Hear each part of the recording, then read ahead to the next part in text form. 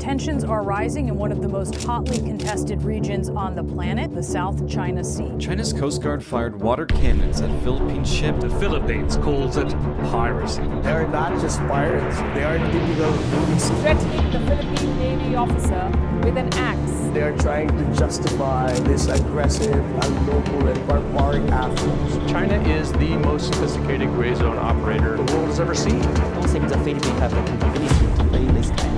Philippine President Ferdinand Marcos Jr. has argued targeting its seas is an attack on the nation's soul. We cannot allow anyone to detach it. The South China Sea is one of the world's most vital waterways, a crossroads for global trade and believed to hold vast untapped oil and natural gas reserves. But beneath its tranquil surface lies a complex web of overlapping territorial claims by various nations: China, Vietnam, Malaysia, Brunei, Taiwan, and crucially for our story, the Philippines. China asserts a sweeping claim over almost the entire sea, encapsulated by its 9-dash line, a historical claim that predates modern international law. This vast claim puts it in direct conflict with its neighbors, particularly the Philippines, which asserts its sovereign rights over areas within its Exclusive Economic Zone, or EEZ, as defined by the United Nations Convention on the Law of the Sea, UNCLOS. Recent years have seen a dramatic escalation of these tensions. Chinese Coast Guard vessels have aggressively harassed Philippine fishing boats, blocked resupply missions to Philippine outposts, and even used water cannons, creating dangerous confrontations in international waters. This isn't just about rocks and reefs, it's about control, resources, and strategic dominance. To understand how the Philippines finds itself in this precarious position, we need to rewind to a pivotal moment in history, the late 19th and early 20th centuries. The narrative of the Philippines becoming a U.S. friend is deeply intertwined with its colonial past. After centuries of Spanish rule, the Philippines became a prize in the Spanish-American War of 1898. While many Filipinos initially welcomed American forces as liberators hoping for independence, the reality quickly shifted. The Treaty of Paris, signed in 1898, saw Spain cede the Philippines to the United States for $20 million. This act ignited the Philippine-American War, a brutal and often forgotten conflict where Filipinos fought fiercely for the independence they believed they were owed. The United States, however, saw the Philippines as a strategic outpost in Asia, a gateway to the lucrative China market, and a crucial coaling station for its growing navy. The war lasted over 3 years, costing hundreds of thousands of Filipino lives and thousands of American lives. The U.S. eventually prevailed, establishing a colonial administration that would last for nearly 5 decades. During this period, the U.S. established significant military bases in the Philippines, most notably Subic Bay Naval Base and Clark Air Base. These facilities became cornerstones of American power projection in the Pacific, playing critical roles in World War II and the Cold War. Even after gaining independence in 1946, the Philippines maintained a strong security alliance with the U.S., formalized by the Mutual Defense Treaty of 1951. For decades, these bases provided the Philippines with a sense of security, while offering the U.S. a vital strategic foothold in Southeast Asia. Fast forward to the present. While the large permanent U.S. bases of the past were closed in the early 1990s following a contentious Senate vote in the Philippines and the eruption of Mount Pinatubo, the geopolitical landscape has shifted dramatically. With China's rapid military modernization and increasingly assertive posture in the South China Sea, the U.S. and the Philippines have revitalized their security cooperation. This is primarily through the Enhanced Defense Cooperation Agreement, or EDSA, signed in 2014. EDSA allows the U.S. to rotate troops, aircraft, and vessels through designated Philippine military bases and to preposition equipment and supplies for humanitarian assistance and disaster relief and, crucially, for potential contingencies. In recent years, the number of EDCA sites has expanded, including locations in strategically vital areas close to the South China Sea and potentially relevant to a Taiwan contingency.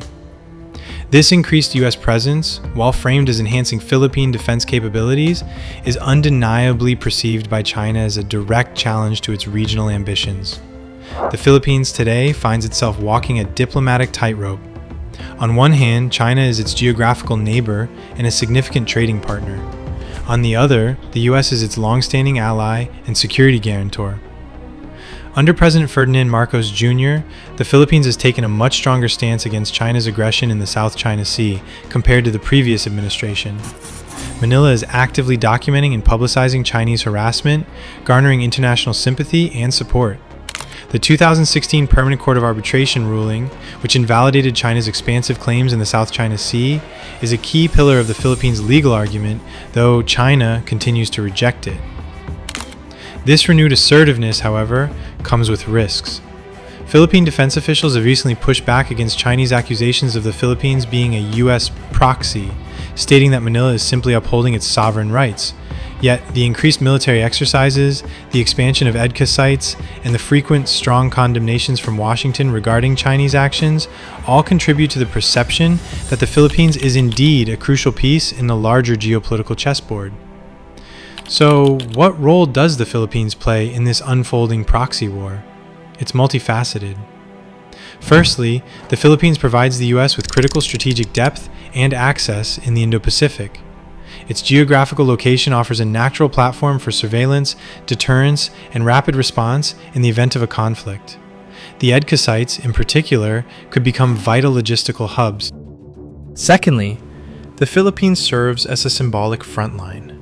Its willingness to stand up to China, despite significant power disparities, sends a clear message to other claimants in the region and to the international community. It demonstrates that countries are willing to push back against China's expansive claims with U.S. backing. Thirdly, the dispute allows the U.S. to strengthen its alliances and partnerships in the region, rallying like-minded nations to uphold a rules-based international order. The South China Sea dispute provides a tangible threat around which these alliances can coalesce. For the Philippines, this renewed U.S. commitment is a vital security blanket, but it also means being a key player in a high-stakes geopolitical competition. The future of the Philippines in this evolving geopolitical landscape is complex and uncertain.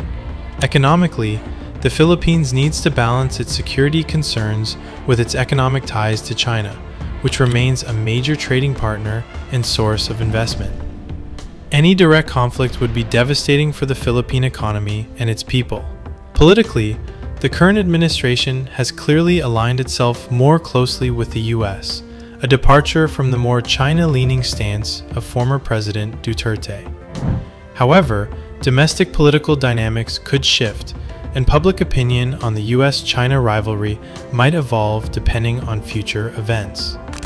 Environmentally, the continued militarization and territorial disputes in the South China Sea pose significant threats to marine ecosystems and the livelihoods of millions of fishermen who depend on its resources. The Philippines' challenge will be to leverage its strategic importance to secure its national interests, both security and economic, without becoming a mere pawn in a larger power struggle. It must continue to advocate for international law, build its own defense capabilities, and pursue diplomatic solutions wherever possible. The possibility of the South China Sea evolving into a full-blown proxy war remains a serious concern, and the Philippines, by virtue of its geography and its alliances, finds itself squarely in the crosshairs. The story of the Philippines in the South China Sea is a microcosm of the broader geopolitical shifts happening globally. It highlights the complexities of navigating great power competition, the enduring legacy of history, and the profound human cost of territorial disputes. Whether the Philippines can successfully navigate these turbulent waters and emerge as a stronger, more secure nation, or if it will indeed become a casualty of a proxy war, remains to be seen. But one thing is clear: The eyes of the world are watching.